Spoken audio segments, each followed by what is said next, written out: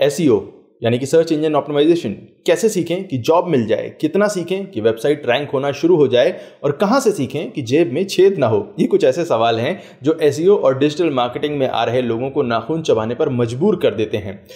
ऐसा नहीं है कि एसईओ और डिजिटल मार्केटिंग के कोर्सेज की कोई कमी है, इनफैक्ट कुछ ज़्यादा ही हैं, लेकिन वो कितने सही हैं, उनकी इन्फॉर्मेशन कितनी अपडेटेड है, ये कंफर्म करने का कोई तरीका नहीं है, कोई बेंचमार्क नहीं है आपके पास। इसलिए आज के वीडियो में हम एक लिस्ट बनाएंगे उन स्टेप्स की जिन्हें एसईओ सीखने के लिए आपको समझना चाहिए, और इन सारे स्टेप्स को समझाने वाले ऑफिशियल डॉक्यूमेंट्स, आर्टिकल्स, गाइड्स और वीडियोस के लिंक्स की। कुछ वीडियोस हमारे होंगे, कुछ आर्टिकल्स हमारे होंगे, कुछ बाकी चैनल्स के बाकी सोर्सेस के होंगे। ये सारे लिंक्स और वीडियोस की लिस्ट मिलेगी आपको हमारी वेबसाइट पर amittiwari.net/learn-SEO पर, जो फ्यूचर में अपडेट होती रहेगी। इसके अलावा थोड़ी इधर उधर की बातें करेंगे, लाइक एसईओ किससे नहीं सीखना चाहिए, कॉमन मिस्टेक्स वगैरह वगैरह। और एक सवाल भी कई बार पूछा जाता है कि आखिर हमारा खुद का कोई कोर्स क्यों नहीं है, तो थोड़ी बातें उसके बारे में भी करेंगे, बट वीडियो के लास्ट में। Hello everyone, I am Amit Tiwari for amittiwari.net, और आज के वीडियो में हम बात कर रहे हैं कि एसईओ सीखना कैसे और कहां से शुरू किया जाए।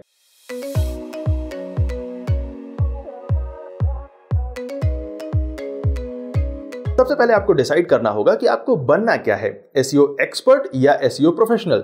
एसईओ एक्सपर्ट बनना है तो आपको सिर्फ यूट्यूबर बना सकते हैं जो महीने के 8-10 करोड़ छापते हैं और आपको सिर्फ 4-5 लाख की मामूली इनकम डिस्क्लोज करते हैं। वो ट्रैफिक के प्रूफ दिखाते हैं, पापा की एफडी तोड़ के 100 के बंडल में कैश करके टेबल पर साइड में रख के दिखाते हैं। टेलीग्राम चैनल में आपको नल थीम और पायरेटेड प्लगइन देते हैं जो आपकी वेबसाइट का सत्यानाश कर देते हैं।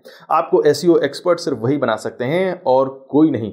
आपके लिए वीडियो यहीं खत्म हो जाता है। बट जिन्हें एसईओ प्रोफेशनल बनना है उनके लिए सफर थोड़ा लंबा हो जाता है। एसईओ एक काफी बड़ा फील्ड है और एसईओज काफी अलग अलग टाइप के फील्ड्स में काम करते हैं। वन मैन आर्मी वाले ब्लॉगर्स या कंटेंट क्रिएटर्स भी हैं जो अपनी वेबसाइट, अपने ब्लॉग के लिए एसईओ करते हैं। 2-3 लोगों की टीम होती है या लोग फ्रीलांसिंग में भी एसईओ प्रोजेक्ट्स लेते हैं। सैकड़ों लोगों की एसईओ एजेंसी भी होती है जो अपने क्लाइंट्स के लिए काम करती है, और इन हाउस एसईओ एग्जीक्यूटिव्स भी होते हैं जो सिर्फ अपनी कंपनी के लिए काम करते हैं। बट जब सीखने की बारी आती है तो आपको ऐसा सोर्स ढूंढना चाहिए जिसके पास सबसे ज्यादा एक्सपीरियंस हो। नाउ मैं एक सवाल पूछना चाहता हूं आपसे। मुझे 2 महीने पहले करीब कोविड हुआ था। मैंने 2 महीने तक दवाएं खाई। नाउ मुझे पता है कि एक कोविड पेशेंट को क्या क्या दवाएं खानी चाहिए, क्या क्या प्रिकॉशन रखनी चाहिए, कैसे अपना ध्यान रखना चाहिए। तो क्या मुझे कोविड के डॉक्टर्स का एक ट्रेनिंग सेंटर खोल लेना चाहिए? क्या मैं 12th पास बच्चों को डॉक्टर का कोर्स करा सकता हूं? नहीं ना।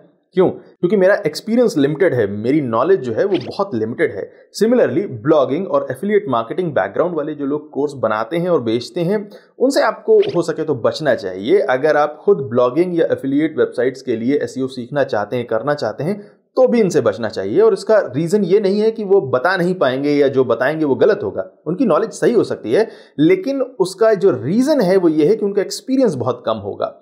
ब्लॉग्स मोस्टली ब्लॉगर या वर्डप्रेस जैसे किसी मैनेज प्लेटफॉर्म पर बनाए जाते हैं और इनमें ऑलमोस्ट हमेशा प्रीसेट होस्टिंग अकाउंट यूज किए जाते हैं। बट वेबसाइट्स काफी अलग अलग प्लेटफॉर्म पर बनती हैं और उनकी परफॉर्मेंस सर्वर के ऊपर डिपेंड करती है। फॉर एग्जांपल, एक normal WordPress website cPanel hosting में जिस तरह से परफॉर्म करती है, उस तरह से वो क्लाउड होस्टिंग पर या वर्चुअल प्राइवेट सर्वर पर नहीं करेगी। किसी कंपनी के प्राइवेट विंडोज सर्वर पर उस तरह से परफॉर्म नहीं करेगी। ऐसे सर्वर पर वेबसाइट का एसईओ कैसे करेंगे? या फिर किसी एक वेबसाइट में जिसमें 50,000 से ज्यादा प्रोडक्ट हैं, 1 मिलियन प्रोडक्ट हैं, उसके टाइटल डिस्क्रिप्शन को आप बल्क में कैसे एडिट करेंगे? इस तरह की प्रॉब्लम्स के बारे में और इनके सोल्यूशन के बारे में आपको तभी पता चलेगा जब आपको पढ़ाने वाला, आपको बताने वाला एक्सपीरियंस्ड होगा। जब आप एसईओ सीखना शुरू करते हैं तो आपको पहले बेसिक्स कवर करने पर फोकस करना चाहिए ताकि आप डिसाइड कर सकें कि आपके लिए क्या बेटर है। अगर आप सीखने की शुरुआत ही किसी ऐसे सोर्स से करेंगे जिसका खुद का एक्सपीरियंस बेहद लिमिटेड हो, तो आपको जो इंफॉर्मेशन मिलेगी वो और भी ज्यादा लिमिटेड और भी ज्यादा कम होगी। नाउ अब बात करते हैं कि एसईओ सीखने के क्या क्या स्टेप्स हो सकते हैं। इन सारे स्टेप्स को हम 5 पार्ट्स में डिवाइड करेंगे: basics, intermediate, advanced, areas of SEO and myth busting. Basics में पहला पार्ट होगा इंट्रोडक्शन। एसईओ के बारे में सीखने से पहले सर्च इंजन के काम करने के तरीके को समझना जरूरी है, और इस इंट्रोडक्शन सेक्शन में हम सर्च इंजन्स के काम करने के तरीके और बेसिक वेबमास्टर गाइडलाइंस के बारे में जानेंगे। इसमें सबसे पहला पार्ट है क्रॉलिंग और इंडेक्सिंग क्या होता है। क्रॉलिंग वो प्रोसेस है जिसमें सर्च इंजन का बॉट आपकी पूरी वेबसाइट को विजिट करता है, और इंडेक्सिंग वो पार्ट है जिसमें गूगल क्रॉल की हुई वेबसाइट को कंटेंट के बेस पर अपनी लिस्ट में ऐड करता है, ताकि जब कोई आपके वेबसाइट के कंटेंट को सर्च करे तो उन्हें वो दिखा सके। क्रॉलिंग और इंडेक्सिंग दोनों के बारे में आपको गूगल का अपना ये डॉक्यूमेंट हेल्प करेगा। इसके बाद है गूगल सर्च इंजन की गाइडलाइन और बिंग सर्च इंजन की गाइडलाइंस। क्रॉलिंग और इंडेक्सिंग की बेसिक समझ के बाद गूगल और बिंग सर्च इंजन की बेसिक गाइडलाइंस को समझना एसईओ के लिए बेहद जरूरी है। गूगल और बिंग दोनों के इस बारे में ऑफिशियल डॉक्यूमेंट्स हैं, इनके लिंक्स आपको यहां मिलेंगे। सर्च इंजन की बेसिक इंफॉर्मेशन के बाद आपको गूगल की कुछ माइलस्टोन अपडेट्स के बारे में पता होना चाहिए जिन्होंने एसईओ के पुराने पैतरों को जड़ से खत्म कर दिया। लिंक बिल्डिंग नेटवर्क्स, स्पिन किए हुए आर्टिकल्स को जो कभी एसईओ के जाने पहचाने हथियार हुआ करते थे वो इन अपडेट्स के बाद बेकार हो गए। हमारे इस एक वीडियो में हमने पांडा, पेंगुइन, हमिंगबर्ड, रैंक ब्रेन और पेज लेआउट अपडेट्स को डिस्कस किया हुआ है। इस वीडियो से आपको पता चलेगा कि अगर अभी भी कोई इस तरह की ट्रिक्स को एसईओ के नाम पर बता रहा है तो वो गलत इंफॉर्मेशन आपको दे रहा है। इस वीडियो के अलावा कुछ और भी गूगल डॉक्यूमेंट्स हैं इन अपडेट्स के बारे में जिन्हें आप इन लिंक से पढ़ सकते हैं। बेसिक समझने के बाद हम कुछ टेक्निकल कॉन्सेप्ट्स और टूल्स को समझेंगे जो आपको एक्चुअली एसईओ करने में हेल्प करेंगे। इसमें सबसे पहले आता है Google search console. Google search console किसी भी वेबसाइट के बारे में वैल्यूएबल इंफॉर्मेशन देता है। गूगल किसी वेबसाइट को कैसे देखता है, उसके बारे में क्या इंफॉर्मेशन है उसके पास, चाहे वो ट्रैफिक से रिलेटेड हो, कीवर्ड से रिलेटेड हो, गूगल जो खुद पेनल्टीज देता है, मैनुअल एक्शन लेता है उस वेबसाइट के अगेंस्ट, उसके बारे में इनकम्प्लीट इंफॉर्मेशन हो, ये सभी आपको गूगल सर्च कंसोल से ही मिलेगी। गूगल सर्च कंसोल को सीखने कि आपके पास दो ऑप्शन हैं। गूगल की खुद की एक 19 वीडियोस की करीब प्लेलिस्ट है जिसको आप इस लिंक से देख सकते हैं, और दूसरा सोर्स है हमारी खुद की गूगल सर्च कंसोल सीरीज। हमारी इस गूगल सर्च कंसोल प्लेलिस्ट में वेबसाइट को गूगल सर्च कंसोल से कनेक्ट करने से लेकर, लिंक करने से लेकर गूगल सर्च कंसोल के सारे ऑप्शंस और फंक्शंस की इंफॉर्मेशन आपको मिलेगी।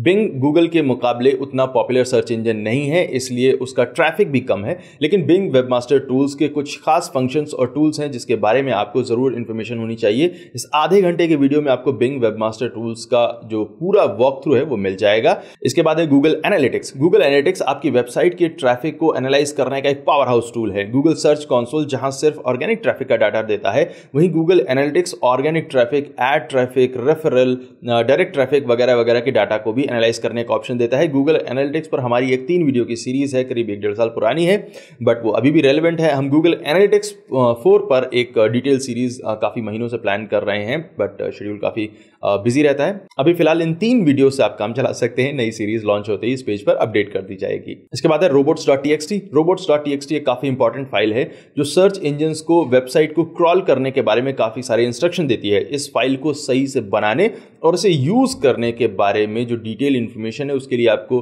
गूगल की इस गाइड को पढ़ना होगा, और हमारा एक छोटा सा वीडियो है जिसे आप देख सकते हैं। इसके बाद है sitemap.xml। sitemap एक ऐसी XML फाइल होती है जो गूगल या किसी भी सर्च इंजन को या वेबसाइट क्रॉलर को आपकी वेबसाइट में मौजूद पेजेस के लिंक्स प्रोवाइड करती है, जिससे सर्च इंजन आपके पेजेस को ढूंढने में ज़्यादा दिक्कत न फेस करें। इस फाइल के बारे में डिटेल इंफॉर्मेशन के लिए आप इस गाइड को पढ़ सकते हैं।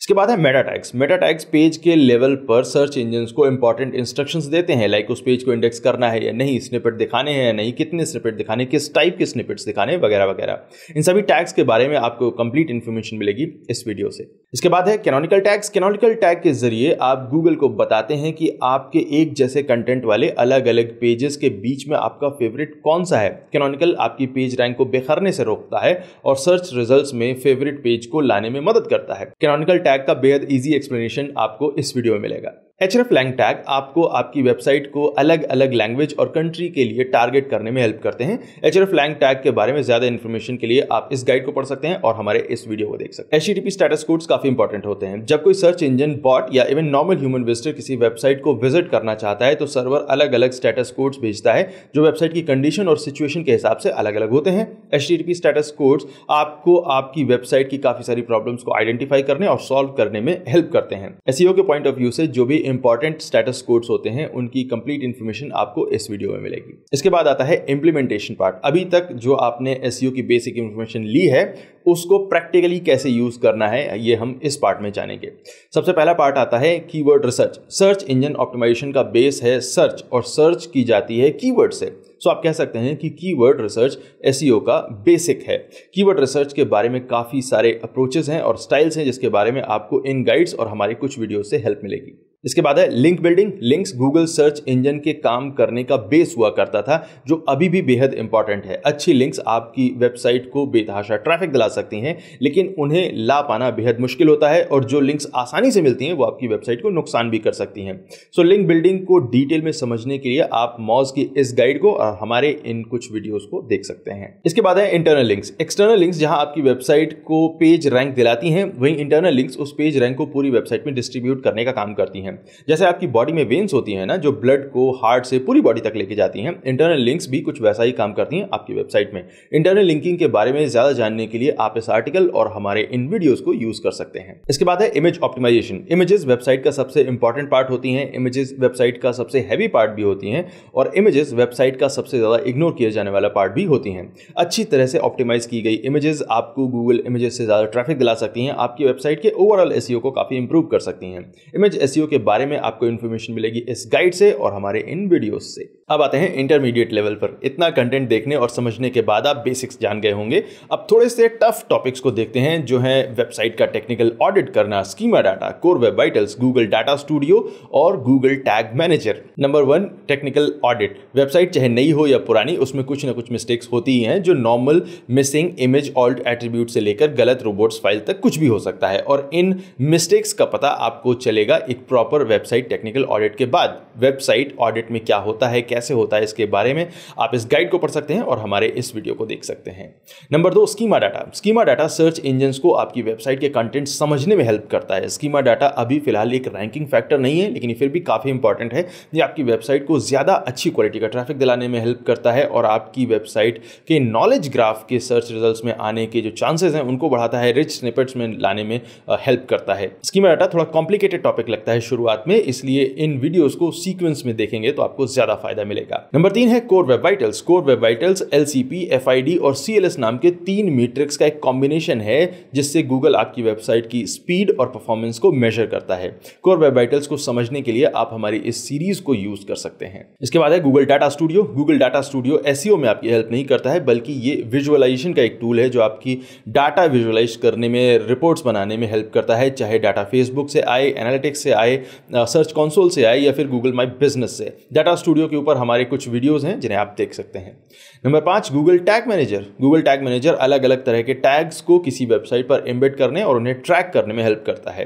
टैग मैनेजर जावास्क्रिप्ट को यूज करता है, और पिछले 2 साल में गूगल ने अपनी जावास्क्रिप्ट रेंडरिंग को काफी एफिशिएंट किया है। इनफैक्ट अब आप स्कीमा डाटा को भी वेबसाइट में गूगल टैग मैनेजर के जरिए ऐड कर सकते हैं, अगर कोई और ऑप्शन ना हो। गूगल टैग मैनेजर के लिए आप इस गाइड और हमारे इन वीडियोस को देख सकते हैं। इसके बाद आते हैं एडवांस सेक्शन में। नंबर 1 है पाइथन फॉर एसईओ। पाइथन एक प्रोग्रामिंग लैंग्वेज है, और पाइथन को यूज करके आप एसईओ रिलेटेड काफी सारे टास्क को बड़े पैमाने पर ऑटोमेट कर सकते हैं।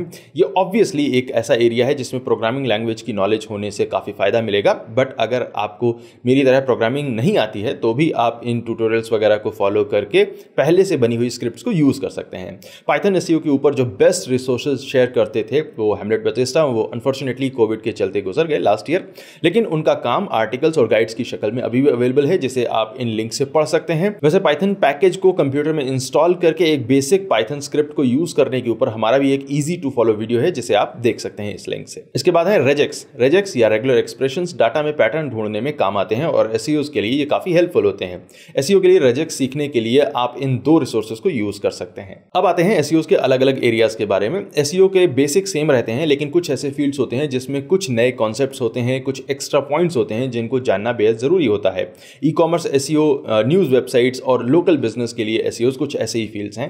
नंबर 1, ई कॉम एसईओ या e commerce SEO. E commerce websites अपने आप में काफी बड़ा फील्ड है, और ई कॉमर्स एसईओ में शुरुआत के लिए आपको एचएफएस की गाइड काफी हेल्प करेगी। न्यूज एसईओ के लिए आप इन कुछ गाइड्स को स्टडी कर सकते हैं। Local SEO search engine optimisation की एक वो ब्रांच है जिसमें किसी बिजनेस और उसकी वेबसाइट को लोकल सर्च के लिए ऑप्टिमाइज किया जाता है। इसमें वेबसाइट और गूगल माई बिजनेस दोनों का एसईओ आता है। गूगल माई बिजनेस के लिए ऑफ कोर्स आप हमारी 40-45 वीडियोस की सीरीज को देख सकते हैं, जिसके बाद आपको शायद ही किसी और रिसोर्स की जरूरत पड़े। नाउ ये तो थे रिसोर्सेज जहां से आप सही नॉलेज ले सकते हैं, लेकिन इसके साथ ही आपको कुछ ऐसे वर्ड्स भी सुनाई देंगे जो आउटडेटेड एसईओ गाइड्स वीडियोस में आपको देखने, सुनने, पढ़ने को मिलेंगे, like domain authority, spam score, keyword density. ये क्यों बेकार होते हैं, क्यों आउटडेटेड होते हैं, क्यों असर नहीं करते हैं, इसके लिए आप इन कुछ वीडियोस को देख सकते हैं। इसके अलावा लास्ट वीडियो जो मैं रेकमेंड करना चाहूँगा उसमें आपको एसईओ की कोई नॉलेज नहीं मिलेगी, लेकिन अगर आप चाहते हैं कि आप इस कम्युनिटी का एक ऐसा हिस्सा बने जो इसे नुकसान ना करे बल्कि पॉजिटिव कंट्रीब्यूशन दे, तो इस वीडियो को देखिए जिसमें हमने बात की है कि किस तरह से ग्रुप बाइंग या चीप थीम या फ्री प्लगइन की जो बीमारी है वो एसईओ टूल्स बनाने वाली कंपनीज को, डिजाइनर्स को, डेवलपर्स को कैसे नुकसान पहुंचाती है। सो ये थे वो स्टेप्स और पार्ट्स जो आपको एसईओ की बेसिक अंडरस्टैंडिंग जरूर दे देंगे। इन रिसोर्सेज की लिस्ट को हम इस वेब पेज amitwari.net/learn-SEO पर लगातार अपडेट करते रहेंगे। नाउ काफ़ी सारे दोस्तों ने हमारे अपने कोर्स के बारे में कई बार इंक्वायरी की है। अभी इस वक्त वीडियो शूट किए जाने तक हमारा कोई कोर्स नहीं है।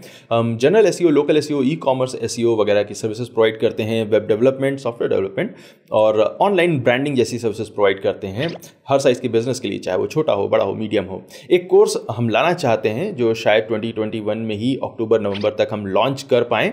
इतना टाइम इसलिए लग रहा है बिकॉज हम सिर्फ एक कोर्स नहीं बनाना चाहते हैं जिसे कंप्लीट करने के बाद स्टूडेंट्स डाउट सॉल्व करने के लिए भटकते रहें, बल्कि हम एक ऐसा कोर्स लॉन्च करना चाहते हैं जिसको कंप्लीट करने के बाद स्टूडेंट्स दूसरों के डाउट्स को सॉल्व करें। जब भी हम ये कोर्स लॉन्च करेंगे ऑब्वियसली आपको इस चैनल पर या हमारे सोशल मीडिया हैंडल्स पर जरूर अनाउंस करेंगे। खैर, अभी के लिए आप अपनी एसईओ जर्नी को शुरू कर सकते हैं amittiwari.net/learn-SEO पेज पर जाकर। Thank you so much for watching this video. My name is Amit Tiwari for amittiwari.net and I will see you next time. Take care.